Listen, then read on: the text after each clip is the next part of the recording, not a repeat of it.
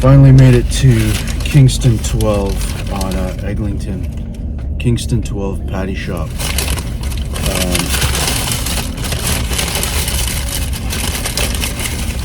Damn, they put two in one. That's okay. Let me just put this one in the bag. The girl said they don't have spicy and mild. They just have one kind. Actually, leave this guy here. So we got a beef patty. Not spicy or mild, just a regular beef patty. And this is very unique looking, very like almost glossy. No, not glossy, but it's like, it almost looks like it's fried. Like that surface is so smooth. I don't know if you could tell in the camera. Got a little meat dripping out. Okay, we're gonna kill the car. Let's see the inside. Yeah, very different. It's not, the bread is kind of dense. The meat looks very saucy. Let me just stuff that back in. So there's what the meat's looking like. And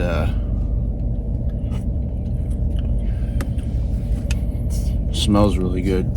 Whatever spice or seasoning they're using. All right, Kingston 12 beef patty.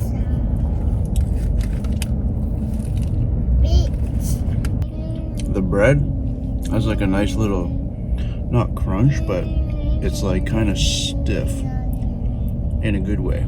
I don't know how to describe that. It's not like super flake, like it is flaky, but not like Patty King type of flaky. Like this is a different kind of flake.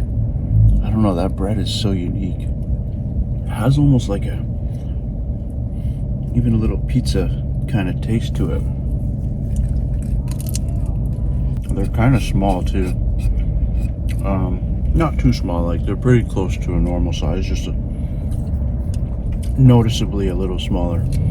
It was $5 plus tax for two. Not bad. This is not a very easy place for me to get to. I don't, that was the juiciest bite. Almost has like even a little hint of oxtail flavoring. Maybe the same kind of spices, but